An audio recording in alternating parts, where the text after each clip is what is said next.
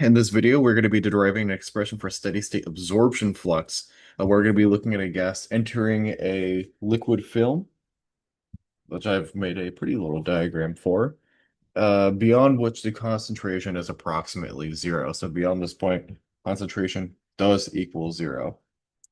So what we're going to assume is that one, the system is in steady state, and that two, it can be described by fixed diffusivity of D with no convective contribution, right? Yeah, no convective contribution. So let's go ahead and begin. So what I'm going to start off with is I want to kind of recap what we talked about in the first part of this problem. We had said that if we had some concentration and if we had some molar flux flowing through our flowing throughout our system, which we're having very similar case of over here, and we had Na, and then to be Na, let's just call this d of z plus d of z, that we can derive a behavior of concentration where we can say that the change of concentration A, change of temperature equals, in this case, we said it was change of Na over d of z, which is our change of direction, right? We said it was the first derivative of molar flux in regards to the direction of d of z. And I'm not going to put the rate of consumption here. It's not relevant in this case. But what I'm trying to say or argue is um, that the derivative of Na in this case, I'm going to plug my Apple Pen for a second while I try to kind of justify this. What we're trying to set up here is to say, okay, if I know the change of molar flux throughout my system, I can derive a behavior of concentration uh, dependent off of that because we can begin to use Fick's law in this case, where we can say the flux of A equals the negative diffusion multiplied by the change of concentration over some change of distance, right? And so what I can do with that is plug that into our equation over here and also note that we are a steady state system, meaning no accumulation, and say that zero equals, in this case, it would be negative d, and so this would turn into a positive. The double derivative of concentration over the double derivative of some distance. And another component that we have to consider that's also involved here is the first rate reaction coefficient, right? So we need to consider R of A in this case, which we can turn this into something like let's see here, I believe it's A over D. So this is K multiplied by C of A is what this equals. Um, and to get the conductivity out of this, what we're going to do is just multiply. We're going to turn this in squared, multiply by diffusivity. That's going to be our new addition to our group. We're going to make this minus C of A multiplied by m squared multiplied by diffusivity. And I'm just going to go ahead and get rid of, or actually, sorry, this is supposed to be equal to zero. Oh, wait, no, no, no, this is my previous point. Sorry. I'm getting my equations crossed now. So now we can subtract by the concentration multiplied by m squared by d. Okay. So this is all great, except we don't really know what concentration is in this case. We're just kind of throwing it out as this amorphous term describing a collection of molecules in a given surface, but we don't really have an equation for that.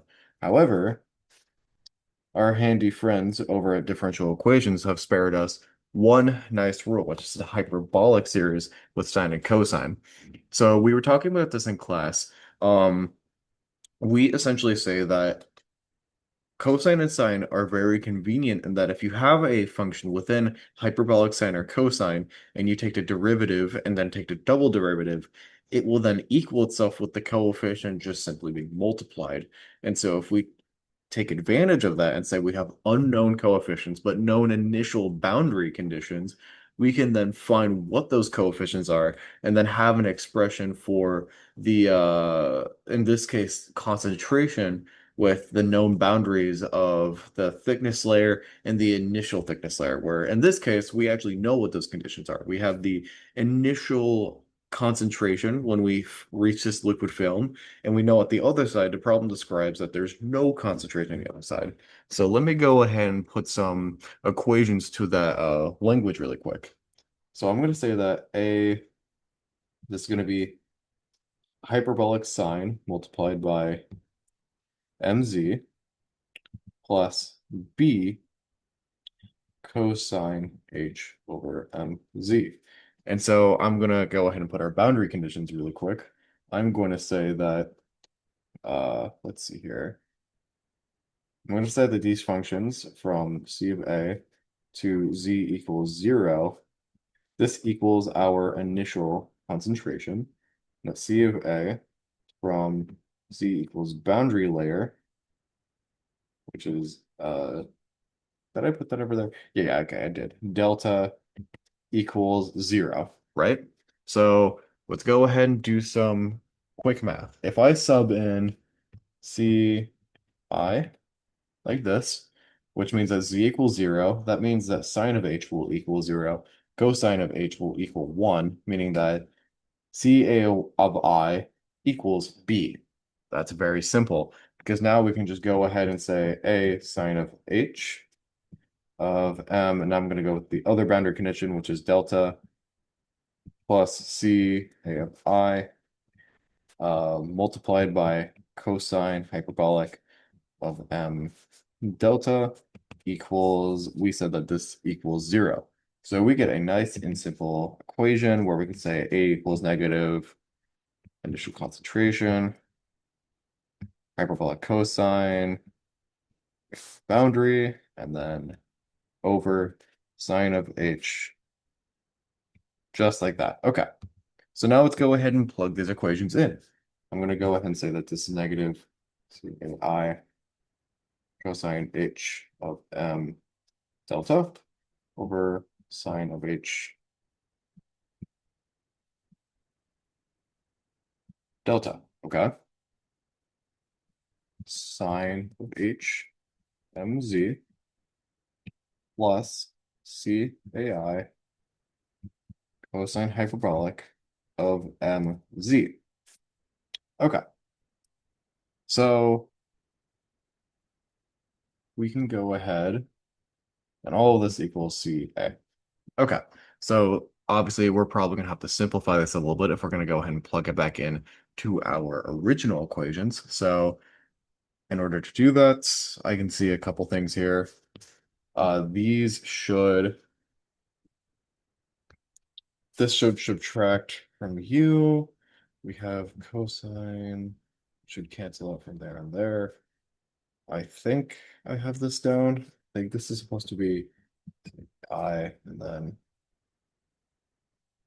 should get something like sine of h multiplied by, and I believe this should be boundary layer minus z, or film thickness minus c. And then all this is over sine of h. And then this is sine of h and z, I think. Yeah. All of this equals CA. Oh wait, no. This is supposed to be, I I've just straight up ignored my denominator there. Forgive me. There we go. Okay. That should be it. Yes. It becomes a positive again. Okay. Yeah.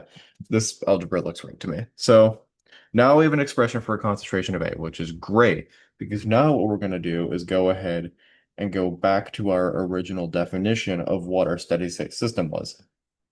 We said for our steady state system that if we want the molar Sorry, hold on. There we go. Okay. Sorry, my iPad's been a little finicky. So now what we want is we want the molar flux at the boundary condition of zero. So we want the initial boundary condition of Na, right? So what I'm going to do is I'm going to go ahead and use one of our equations here, negative diffusivity, change of concentration, which regards d of z, and then we're going to take this from z equals zero.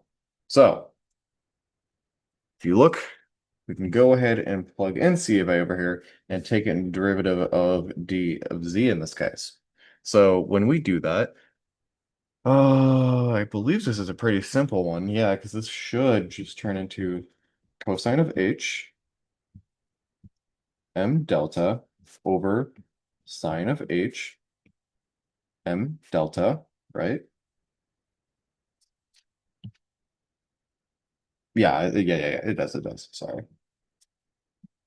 Multiplied by C, our initial boundary, our initial concentration, multiplied by our diffusivity, and this becomes a positive, it's no longer a negative, then equals our molar flux, the boundary condition of Z equals zero.